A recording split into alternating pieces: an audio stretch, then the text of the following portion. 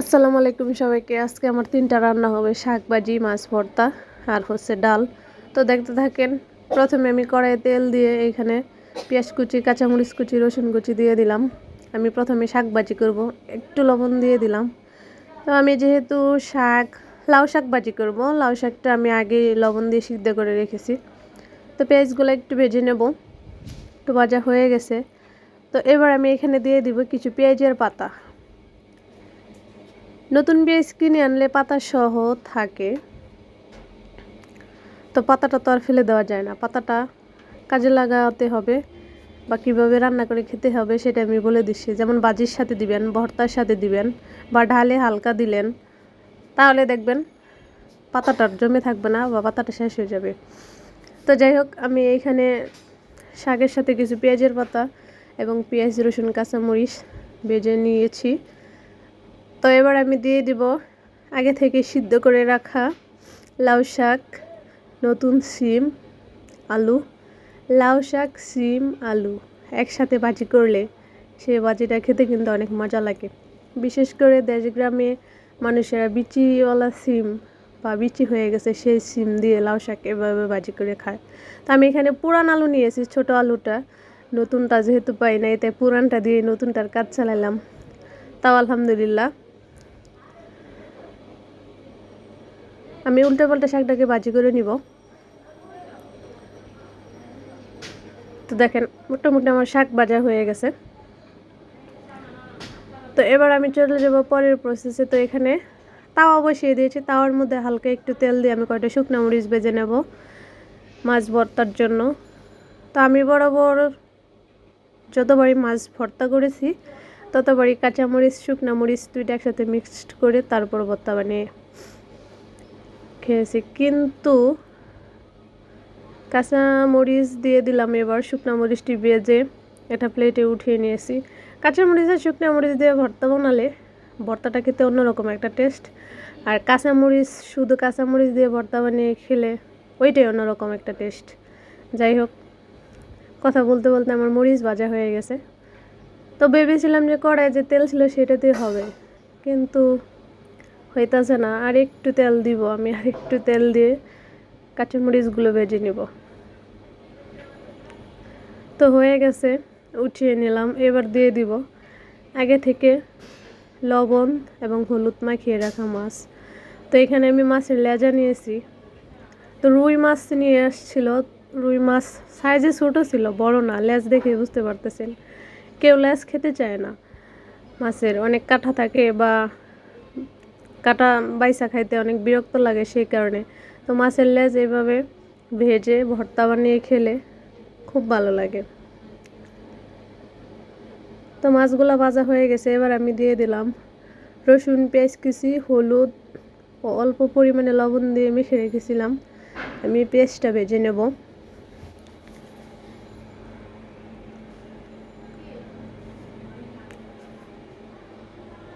দিয়ে দিলাম অল্প একটু তেল।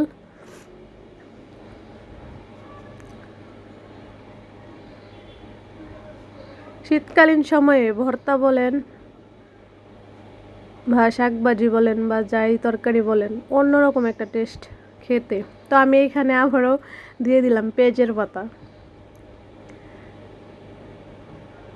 তো গ্রামে যখন থাকতাম, ভর্তা টর্তা বানাইলে শীতকালে বাজার থেকে পেঁয়াজের পাতা, পেঁয়াজ সহ নিয়ে আসলে এইভাবে পেঁয়াজের পাতা ভর্তায়, ভাজিতে, তরকারিতে দিতাম। তো এইখানে পেঁয়াজের পাতা দিয়েছি, পেঁয়াজ, রসুন, পেঁয়াজের পাতা এগুলো আমি ভালো করে ভেজে নেব। তো ভাজা হয়ে গেছে, আমি একটা বাটিতে উঠিয়ে নেব। তো এখানে দেখতেছেন ডাল, আমি ডালটাকে সুন্দর করে ধুয়ে রেখেছি। এবার ডালে দিয়ে দিব কাঁচা মরিচ কুচি, পেঁয়াজ কুচি, লবণ, হলুদের গুঁড়া, অল্প একটু ধনিয়ার গুঁড়া দেব। তো এবার আমি দিয়ে দিব কেটে ধুয়ে রাখা ঝিঙা। এগুলো হচ্ছে ঝিঙা, আর আমাদের বাসায় বলে ঝিঙ্গা। যাই হোক, এই ঝিঙ্গাগুলো আমি ডাল দিয়ে রান্না করব। তো অনেকেই মনে করেন যে এই রেসিপিটা খাইছেন না, যে ডাল দিয়ে আবার ঝিঙ্গা রান্না করে কেমনে। তো যাই হোক, আমি এখানে মাছ হইলে যেহেতু ভর্তা করছি তাই আর মাছ দিয়ে রান্না করলাম না, তাই আমি ঝিঙাগুলোকে আজকে ডাল দিয়ে রান্না করব। তো সব কিছু উপকরণ দিয়ে একসাথে মেখে তো আমি চুলায় বসিয়ে দিয়েছি।